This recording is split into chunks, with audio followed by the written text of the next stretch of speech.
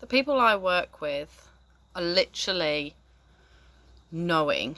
They have this inner knowing that they want to be able to give more to the world. They believe that they're not living their purpose, and they're often confused about what their purpose is, what it is that they're meant to be doing. And I recognize that. Like, I see that, and I truly, whoever I work with, I can feel and see what it is that is their truth. And so when I work with anybody, like, we go all in. Like, I give 110% to whoever I work with, and we do not stop until we get the results that they want. I'm so passionate about the people that I work with and their mission, because ultimately their mission is very similar to mine. And so when somebody has their purpose discovered, they know what their mission is. It literally just falls into place. And so my mission is to create leaders, is to have people know that they are leaders. And so I take them through a process through NJ Academy where they're basically stripping back everything that's ever held them back to leaping into their truth. And when we've gone through that process, we then go through the next process, which is where they take their power back. So they actually realize that they were the ones that cleared all of these beliefs. These cleared all of these blockages. They were the ones that actually had all the power within them. I was just the facilitator. I was the one that actually showed them how to access it. And so the level 2 is where we show them how to access it themselves. And so I'm actually showing them and giving them their own power back. And so they no longer have to look outside themselves for anything else, anybody else. They can shift past anything, whatever comes up within their lives, they're able to actually move past it. And then this is where they then become a leader. They then become on point with their mission and their purpose, and they want to actually create change. They want to make a massive impact. They want to now lead others. And this is where I've now created grade 3. This is where they become that sacred warrior. They actually go out there and they start making the changes. They start being the difference. They start actually leading other leaders to become leaders. And so we all do this together. Like, I am not going to sit here as a guru on a pedestal. Like, I want everybody to know that, you know, we all have this. And so all I've done is created this platform where people can actually come, and I can actually show them and give them the tools, the knowledge, the power, the healing modalities that they're able to then take, and then they add to it their own gifts and their own beautiful souls and their ways, and, you know, what it is that they have. And then they create their own mission. They create their own, what is it? They create their own life force of coming into contribution and to growing. And so, you know, I was just so passionate about this because I couldn't be selfish, and I couldn't hold this to myself in knowing from where I've come from. And so I've come from a place where I had all of the excuses. I was playing the victim, yet claiming that I wasn't playing the victim. I was brought up in a home that was very limited. We had very, very little money. There was always a problem. There was lots of addictions in my home. There was lots of mental abuse. There was not any form of positive speech. It was all just what was society had told us we had to be. It was very much like a list of things, and this is how you're meant to be. And if you are not that, then the beliefs that we take on is that we're not good enough, and we're not worthy, and we're stupid, and we're never going to make it. And then it got to a point in my life where I realized that my soul wasn't happy. And all my life I was questioning, you know, why can't I just be happy? Why can't I just feel happy? I've not got a bad life. I'm not being abused. You know, I've got 3 beautiful children. I don't hate my jobs. But like, my soul wasn't happy. My heart didn't feel full. And I was just constantly beating myself up every single day. Like, I was mean to me. Like, you would never treat your friend the way that I treated me. I would literally be such a bitch to myself. I would put my body through hell and back. I went through every diet you could ever dream of, and I would torture my body and put it through these grueling fast fixed diets and starve it and deprive it, and then expect it to still function and push it to its very limits. And then I would sabotage it, and then I would just binge eat, and you know, and I constantly did that. It was like this shit Ferris wheel that just kept going round and around and around, and I didn't know how to get off it. Like, I fucking did not know how to get off this Ferris wheel of self-destruction. And like, my marriage was unhappy. We were just on the outside, we looked like we were playing fucking happy families and everything was great. It wasn't great. You know, there was no intimacy, there was no passion, there was no fulfillment, there was no connection. But you know what? I didn't know that. All I knew was that I wasn't happy, and all I knew was that something had to change. And it wasn't until I was ready to change that it changed. And I believe that everybody's time is when it's their time. You cannot do this until you are ready. And I have come across people and worked with people, and I've had to let people go because they're on their journey. And as much as when I knew what I knew and what I know now, I really wanted to help them. I really wanted them to see, like, oh my God, you don't have to put up with this. Like, you can be so much happier. Like, just do this. They weren't ready. And so we can't save anybody. We can't fix anybody. It has to be them that does it. It had to be me that had to do it. I had to make the decision to step out of my own fucking way and realize that, do you know what, Nikki? You can either have another 40 years, another 25 years in this marriage, in this relationship, the same as it is, because nothing's going to change if nothing changes. And I couldn't put my happiness anymore to the blame of other things outside of me. It was my problem. I took responsibility for my own happiness. And so I made the decision. I worked on my mind. I realized what it was that was holding me back. I realized that all of the beliefs I'd had about myself and why I was so mean to myself, when I learned about the subconscious mind and the conscious mind, holy shit, it was a game changer. But I had to step into that unknown. I had to step into that fear. I had to step into that place that I'd never ever been before, and fuck, it was so scary. I got on a plane and I cried all the way there. I had to find the money to get to this course for 5 days with this guy called Luke Hawkins, who for some reason, I don't know, but it was my time, and I just felt that he was my person. He was this person that just seemed to just get me. And he told me he had the answers. I don't even know what he said to me on the call, but I was like, I have to go there. And oh my God, the weeks up to going there, my fear would come back in.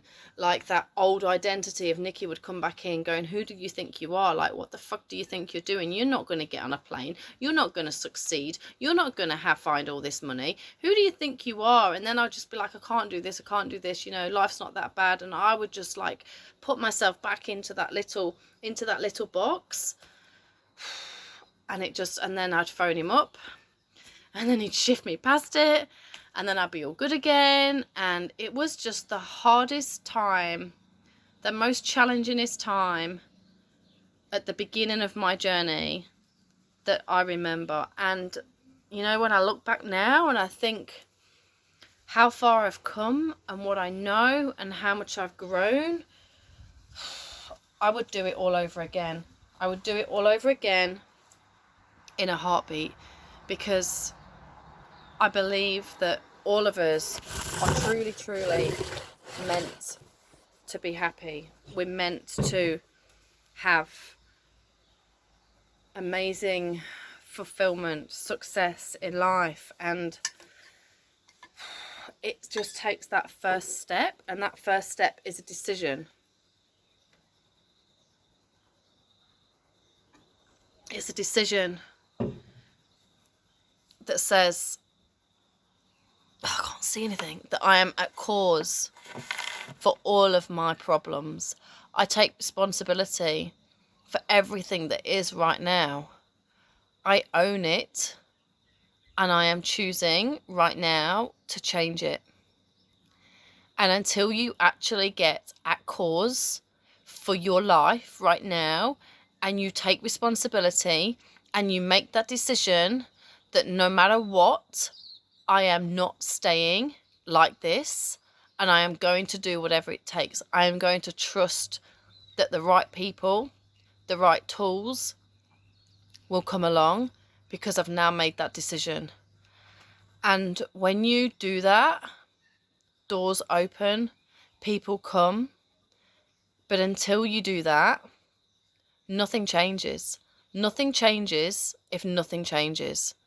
And that is basically how simple it is. You can continue to tell yourself these stories and stay in this story.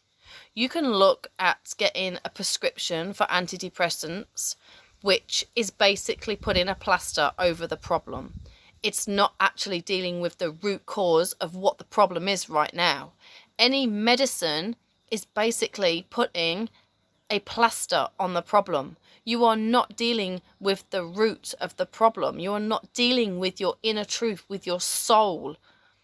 Your soul is screaming out right now to be healed, to have you know that this is not you. Your behaviors, your patterns, your beliefs, your identity, your addictions, your sabotaging thoughts, they are not you. They do not belong to you, and they are defining you. You are allowing your thoughts and your behaviors to define who you are, to actually create this life that you've got right now.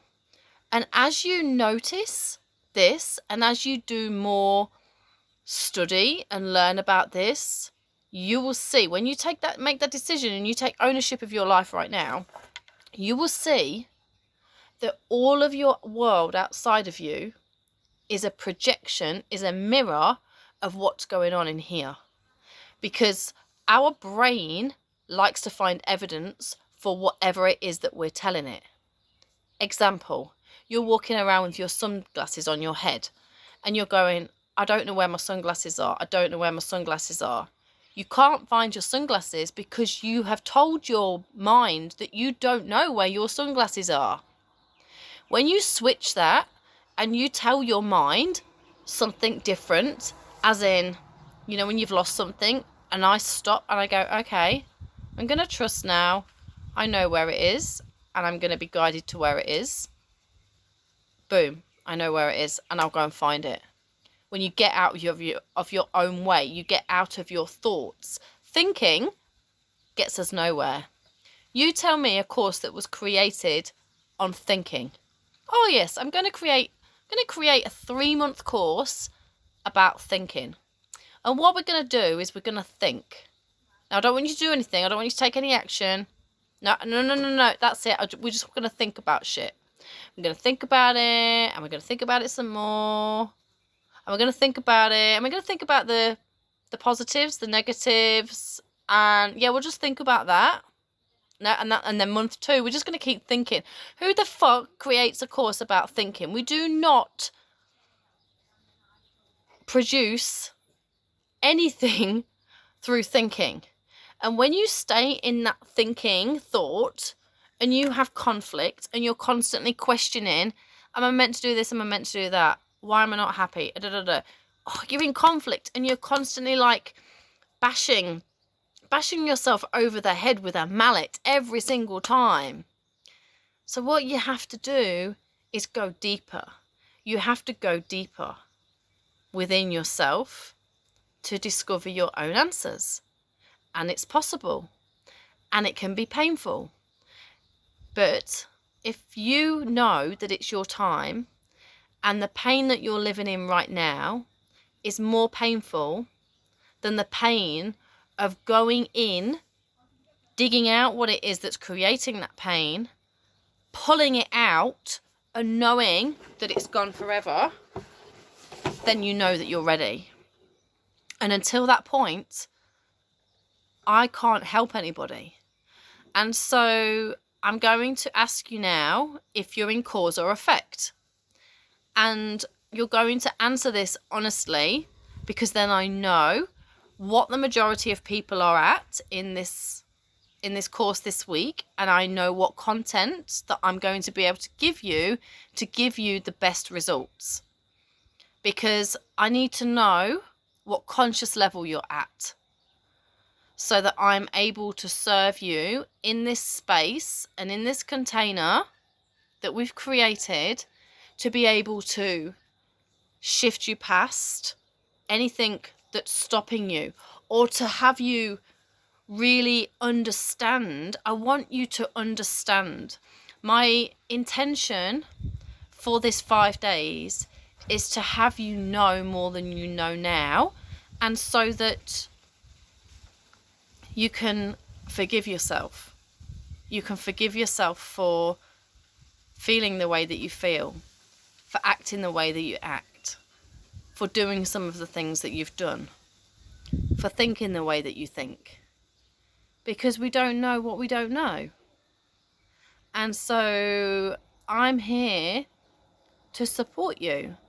And so if you can be honest and open and vulnerable, not only are you going to get the most out of this process, you're going to actually also empower other people. Because to be open and vulnerable is a ripple effect. So if you do it, then somebody else has permission to do it. There's nothing more powerful than being open and vulnerable.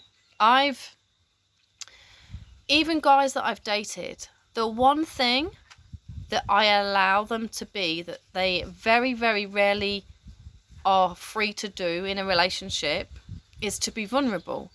And I don't expect them to be perfect. I don't expect anything from them. And when I say that to them, that I just want you to be you. I don't expect anything from you. I don't expect to make me happy. Just be you, and then we'll see if we're a fit. Please just don't try and be anything other than you.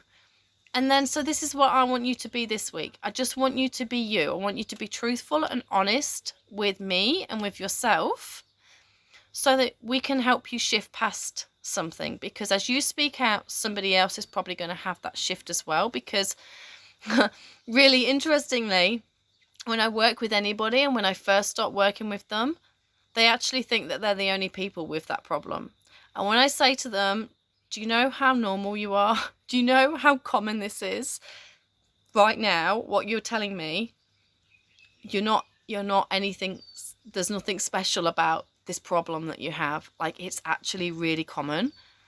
And it just gives them that permission, goes, oh, but why is it not known? Why is it not known that this problem is really common? And it's because we are told by society, or our beliefs tell us, that we can't possibly say that we have all these problems and that we've not got our shit together, because then we're going to get judged.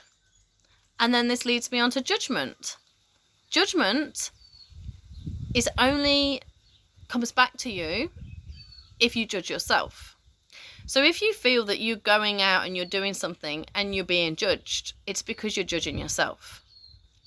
And so I used to not even be able to go to the gym without a full fucking face of makeup on, and and I wouldn't go if I'd been binge eating or I looked puffy in my face. I just wouldn't go. I would just stay in bed and pull the duvet over, and I wouldn't want to look at anybody. If I did go on days where I really fought myself to go, I would pile the makeup on, put a baseball hat on, and I wouldn't look anybody in the eye, because I thought if they look me in the eye, they'll see my pain. I didn't want anyone to see my pain. I put a mask on, and you know what? I fooled practically everybody in my world apart from one person, and I was able to fool everybody in my world because they were also that. So everybody in my world was a projection of me.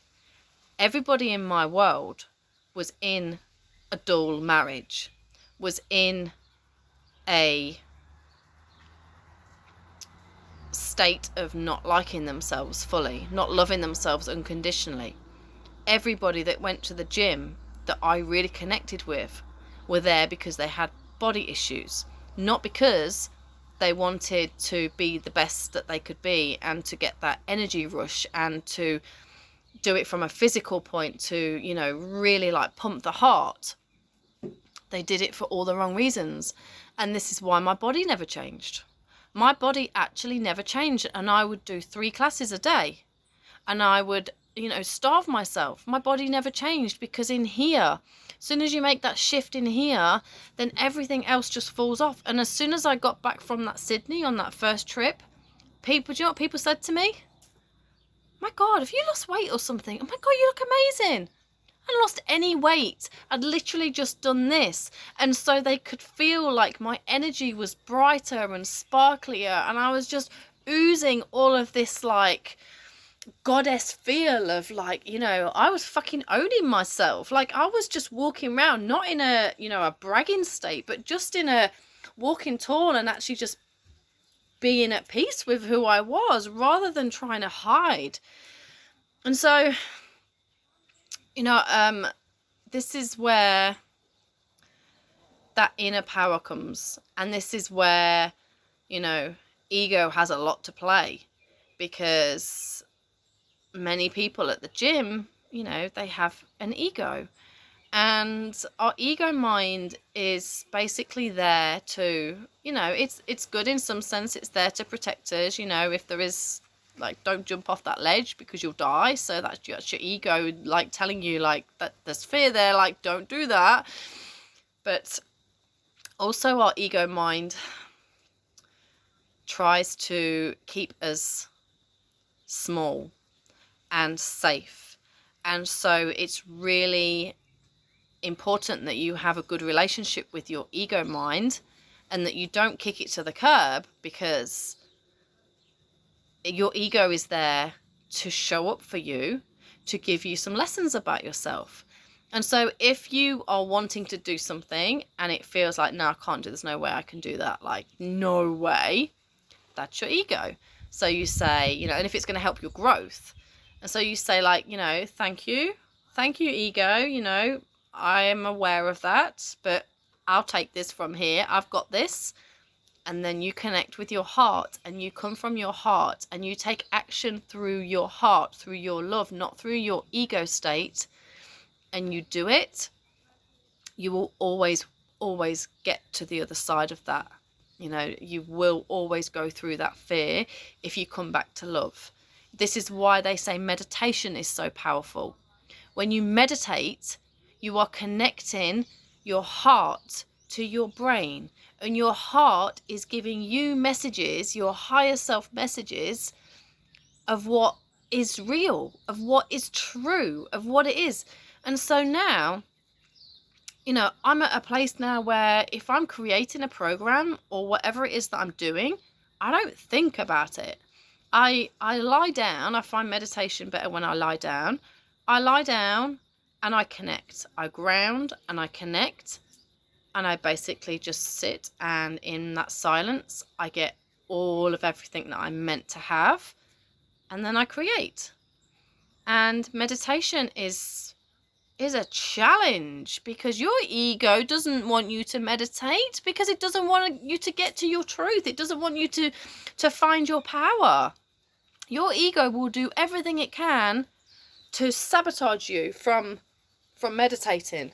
Do you ever find that, the excuses that you're telling yourself, that I can't meditate, oh, I haven't got time, or yeah, I was going to meditate, but just this happened, that happened, that happened. That's your ego mind. That's your ego mind not wanting you to connect to your truth. Because when you connect to your truth, there is no anxiety, there is no fear, there is no limits, there is no blockages. It's the beauty of you. And so with meditating, we actually shut off the conscious mind, like the 5%, the chatter, and we open up the subconscious mind, which is the 95%. And through meditating, through the heart, connects through the subconscious mind, and it goes through the crown chakra and it connects to your higher self. That's the way that I see it. And so then when you get to your higher self and your truth and God, because we are all God, we are all the universe, we are our own universe, then you're able to get your answers. This takes practice. Meditation isn't easy. It's like when you go to the gym, like you cannot expect to have a six-pack just by doing 10 sit-ups or going once. You have to practice it. You can't meditate unless you practice it every single day. And if you're able to shut off the chatter, the monkey mind as they call it, for 1 minute out of 10, then you're succeeding. 1 minute out of 10, you're still succeeding. And you will get to a point where you'll actually really enjoy meditating. And as you get to that point and you enjoy meditating, there might be something that comes up in your life that actually wants you to not meditate. And you go, God, why do I feel shit? And there's a challenge coming, and there's something happening in life, and all of a sudden the meditating stops. And that is the key to the key then is to meditate even more, because you're going to shift past that even faster. But we've gone back when some trauma happens, or something major happens in our life, or we're triggered. The first thing to go is the connection to the heart, and we go into that fight or flight state, and then we almost drop down to the conscious level that we were before, when we go into that like scarcity mindset, and that we need security. And so all of a sudden you're not meditating anymore, and you're wondering why you're not able to actually connect to your answers. And this is the time where you'll be like, yeah, oh my God, why have I not been meditating? And then you meditate, and then all of a sudden you get your answers start like drip feeding through, and you start journaling, and you start actually like going, oh my goodness, and then things start happening again, rather than just being shut down. Masculine and feminine. Many of you may have heard about masculine and feminine, many of you may have not. I did not know about masculine and feminine. When I first was told about this, I was like, what are you talking about? Like, you're man, I'm woman, I don't get it. And it took me a while to actually understand this. And so let me know if you understand masculine and feminine. It's an energy. So just type yes or no in the comments. So, masculine energy. Masculine energy is... We need to do some study on masculine energy. So you've got different... I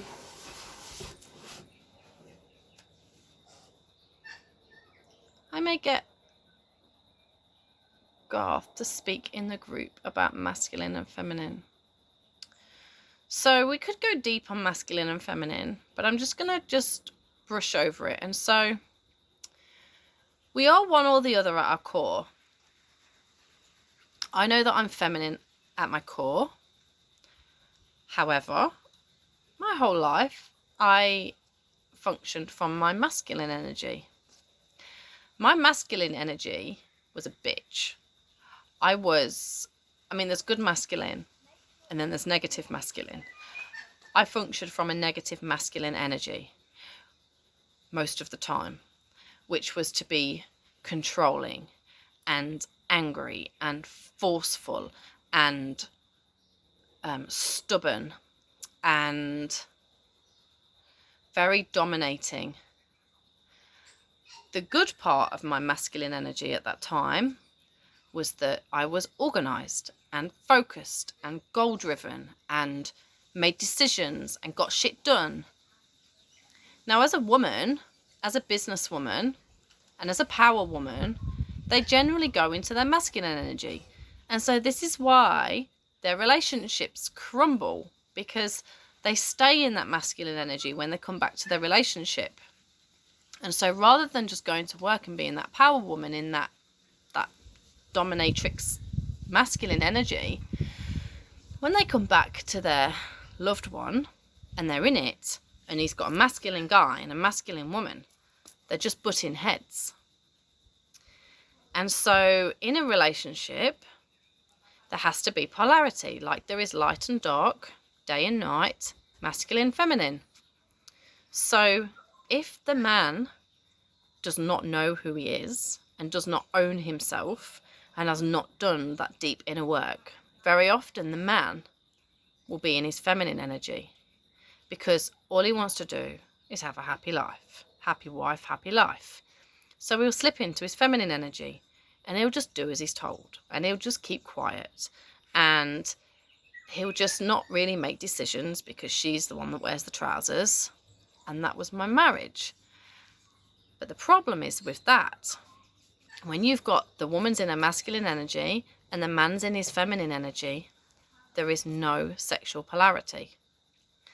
In the bedroom, a woman needs to be in her feminine energy. In the relationship, the woman needs to be in her feminine energy. She needs to be able to feel safe. She needs to, the feminine energy is beautiful. She needs to flow. She needs to feel safe. She needs to be able to surrender. Now, she's not going to do that if the masculine man is not holding that space for her, if he's not actually making her feel safe. So she's not going to do it if he is in the masculine but he's actually angry, you know, like almost like narcissistic, angry, controlling. Like, you know, he might be in his masculine and not in his feminine, but if he's got a woman in the feminine, she's actually going to back off and she's just going to put her defenses up and she's not going to surrender in her feminine. And so then she will just be belittled, and eventually she just doesn't even know who she is. For the perfect relationship, you need the woman in her feminine, in the beautiful feminine, in the flow, in the surrender, in the beauty, being able to fully trust, and she embodies her body and is able to express herself fully because she's with a guy that is in his masculine energy. He keeps her safe. Like,